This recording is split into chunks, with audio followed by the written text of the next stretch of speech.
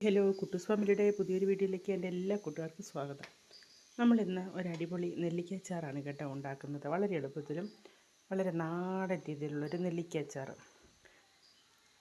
അപ്പൂപ്പന്മാർ അമ്മൂമ്മമാർ എന്നൊക്കെ പറയൂലേ, അതുപോലെ. അപ്പം നമ്മളതിന് വേണ്ടി ഇഞ്ചി വെളുത്തുള്ളിയൊക്കെ നമ്മൾ അരിഞ്ഞ് വൃത്തിയാക്കി മാറ്റി വെച്ചിട്ടുണ്ട്. ഞാനൊരു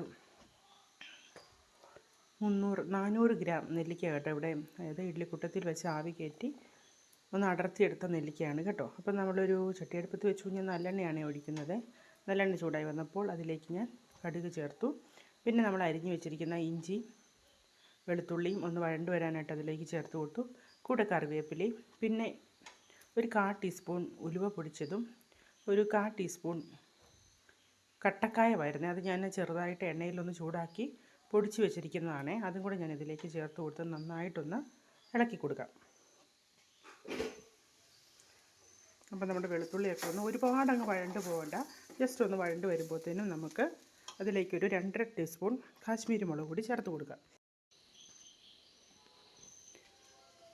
ഇനി ആ മുളക് പൊടി ഒന്ന് ചൂടായി വരട്ടെ എണ്ണയിൽ. അപ്പോഴത്തേക്കിനും ഞാൻ തീയൊന്ന് ഓഫ് ചെയ്തേ, ഫ്ലെയിം ഒന്ന് ഓഫ് ചെയ്തിട്ട് ആ ചട്ടിയുടെ ചൂടിലേക്കാണ് എണ്ണയിലുള്ള മുളക് പൊടി ഞാനൊന്ന് ഇളക്കി കൊടുക്കുന്നത്.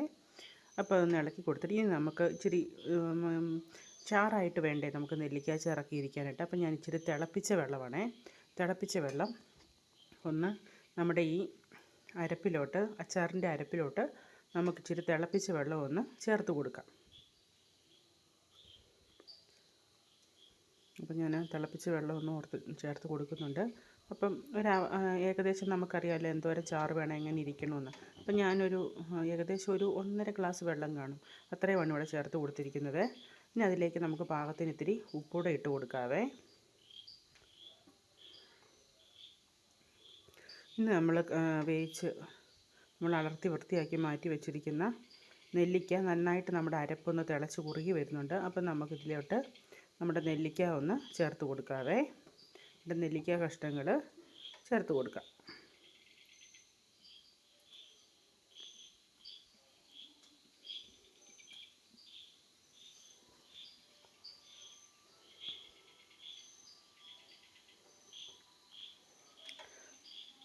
എത്രത്തോളം ചാറ് മതി അതിനനുസരിച്ച് കുറേശ്ശെ വെള്ളം ഒഴിക്കുമ്പോൾ നമുക്കത് കുറുകി കിട്ടും കേട്ടോ. അപ്പം അച്ചാറിന് അരപ്പ് നല്ല കുറുകി കിട്ടും. പിന്നെ ഇത് ഉണ്ടാക്കി കഴിഞ്ഞ് അന്നേരം കഴിക്കാനും ടേസ്റ്റാണ്.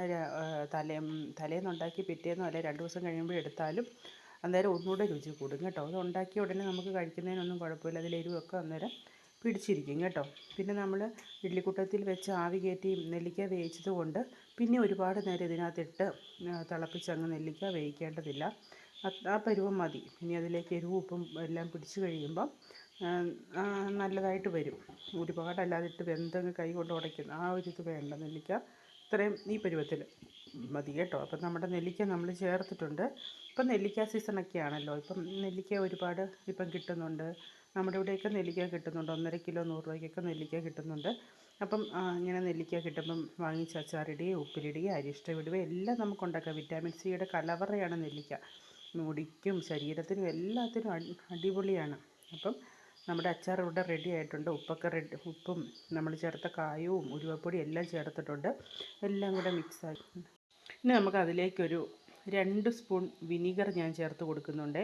വേണമെങ്കിൽ ചേർത്താൽ മതി, ഇല്ല ചേർക്കേണ്ട, തികച്ചും ഓപ്ഷനിലാണ്. ഞാനൊരു 2 സ്പൂൺ വിനീഗർ ചേർത്ത് കൊടുത്തിട്ടുണ്ട്. ഇതിന് ജസ്റ്റ് ഒന്ന് തിളച്ച് വന്ന് കഴിയുമ്പോഴത്തേനും നമുക്ക് നമ്മുടെ നെല്ലിക്ക അച്ചാറിൻ്റെ ഫ്ലെയിം ഒന്ന് ഓഫ് ചെയ്ത് മാറ്റി വെക്കാം.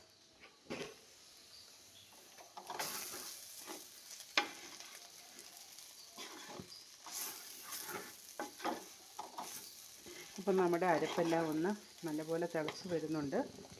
അപ്പം നന്നായിട്ട് കുറുകി വരുന്നുണ്ട്. അപ്പം നമ്മുടെ നെല്ലിക്ക അച്ചാർ പരുവായിട്ട് വന്നിട്ടുണ്ട്. നമുക്കിനി അതങ്ങ് നിർത്തി വെക്കാം.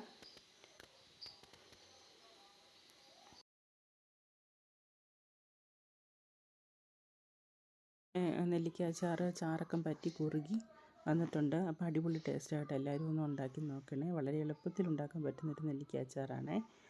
അപ്പോൾ ഇനി മറ്റൊരു വീഡിയോ ആയിട്ട് വരും വരെ എല്ലാവർക്കും ടാറ്റാ ബൈ. വീഡിയോ ഇഷ്ടപ്പെട്ടാൽ ലൈക്ക് ചെയ്യാനും കമൻറ്റ് ചെയ്യാനും ഷെയർ ചെയ്യാനും മറക്കല്ലേ കൂട്ടുകാരെ. Bye bye.